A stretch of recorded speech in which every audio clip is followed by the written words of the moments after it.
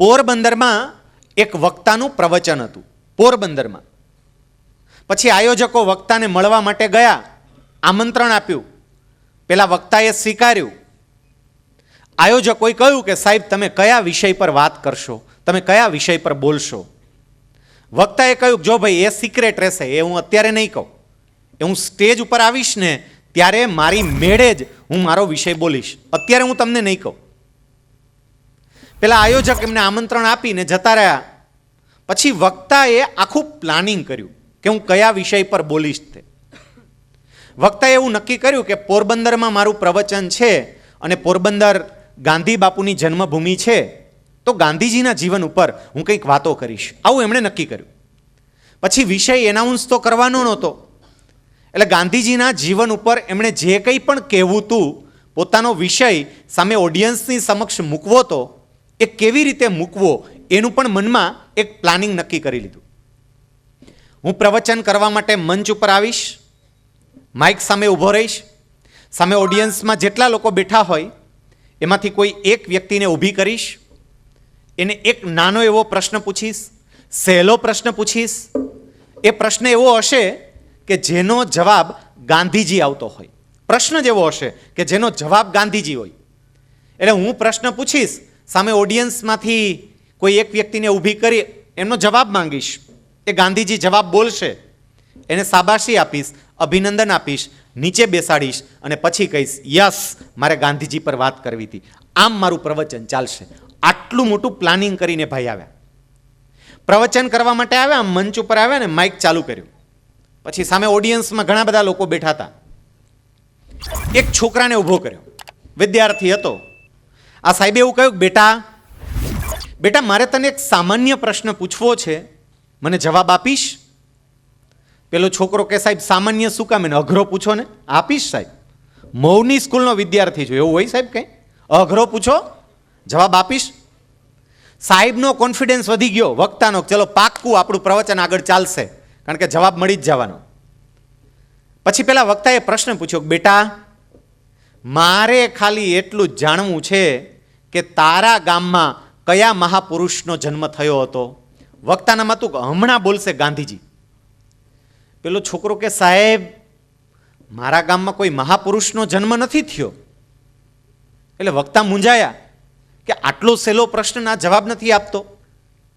પછી વક્તાને આમ સેજ ચમકારો થયો કે કદાચ શક્ય છે કે આ છોકરો પોરબંદરનો ન હોય, પોરબંદરમાં ભણતો હોય પણ પોરબંદરનો હોય નહીં, આજુબાજુના ગામડામાં રહેતો હોય, રાણાવાવ કુતિયાણામાંથી આવ્યો હોય, તો ત્યાં તો કોઈ મહાપુરુષ પેદા નથી થયા, બિચારો નામ ક્યાંથી બોલે. એટલે સાહેબે એમને જવાબ આપવા માટે એટલું કહ્યું કે બેટા તારું ગામ, એટલે આજુબાજુના ગામમાંથી આવતો હોય ને તો હું એ તારા ગામની વાત નથી કરતો, બેટા તારું ગામ એટલે હું પોરબંદરની વાત કરું છું. બેટા મને એ કે પોરબંદરમાં કયા મહાપુરુષનો જન્મ થયો હતો? પેલો છોકરો કે સાહેબ પોરબંદરમાં કોઈ મહાપુરુષનો જન્મ નથી થયો.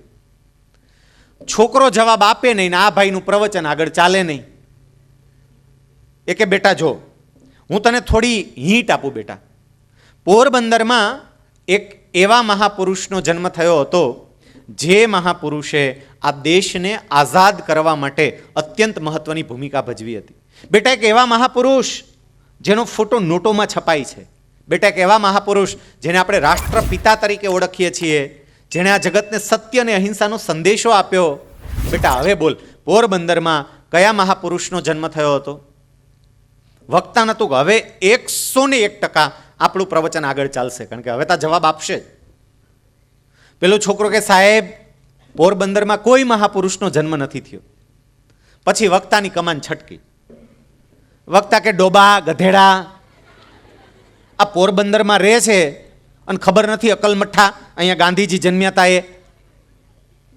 પેલો છોકરો કે લે સાહેબ એ તો ખબર જ હોય ને સાહેબ, ગાંધી બાપુની જન્મભૂમિ, મને શું મારા નાના ભાઈ બહેન નહીં ખબર હોય સાહેબ, બધાને ખબર હોય.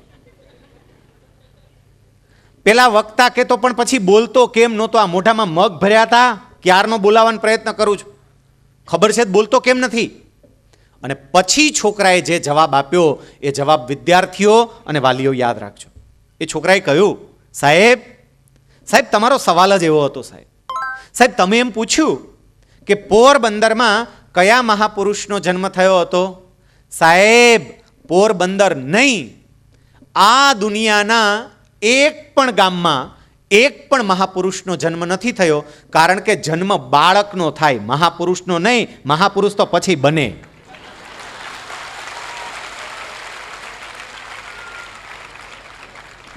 આ હોલમાં જેટલા વિદ્યાર્થીનીઓ બેઠા છે, તમારા તમામે તમામમાં એક મહાપુરુષ કે એક મહાનારી છુપાયેલ છે જ. એને પ્રગટ કરવા કે એને અંદરને અંદર ખતમ કરી દેવા એ આપણા હાથની વાત છે. દરેકે દરેકમાં એક એક મહાપુરુષ છુપાયેલ છે. અને આપણામાં છુપાયેલ એ મહાપુરુષને આપણે પૂર્ણપણે પ્રગટ કરવા હોય, એ દિશામાં આપણે આગળ વધવું હોય, તો આપણે શું કરી શકીએ? આપણે વિષય લીધો છે હમ હોંગે કામયાબ. અમારામાં રહેલું એ તત્વ એને અમારે પ્રગટ કરવું છે. માત્ર સુનીતાબેન એક નહીં, અમે ડૉક્ટર બનીએ, અમે એન્જિનિયર બનીએ, ચાર્ટર્ડ એકાઉન્ટન્ટ બનીએ, અમે આઈએએસ ઓફિસર બનીએ, આઈપીએસ ઓફિસર બનીએ, અમે સારામાં સારા વકીલ બનીએ.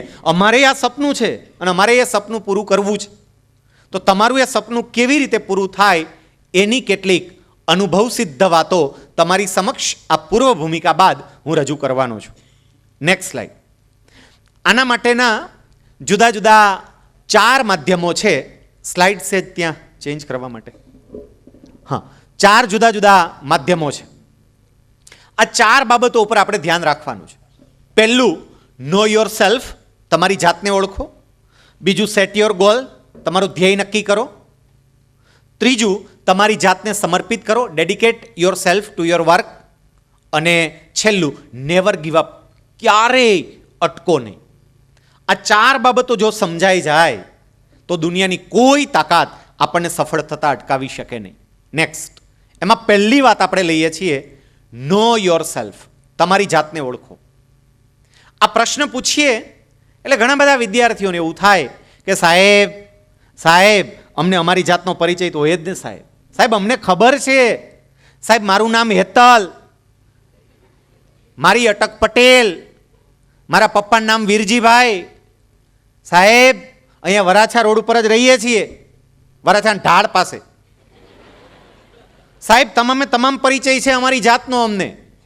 પણ મારે મિત્રો તમને એ પરિચયની વાત કહેવી છે જે આપણે બધા ભૂલી ગયા છે. શ્રીમદ ભગવદ્ ગીતામાં ભગવાન કૃષ્ણ આપણને આપણો પરિચય આપતા કહે છે કે પ્રત્યેક જીવ મારો અંશ છે. પ્રત્યેક જીવ મારો અંશ છે એનો સ્પષ્ટ મતલબ એવો થયો કે હું અને તમે આપણે બધા ભગવાનનો પવિત્ર અંશ છીએ. અને એનો મતલબ એ થાય કે પરમાત્મામાં જે શક્તિઓ છે એ બધી જ શક્તિ આપણામાં પણ છે. કારણ કે પરમાત્માનો અંશ હોય તો ભગવાનમાં જે શક્તિ હોય એ શક્તિ આપણામાં પણ હોય.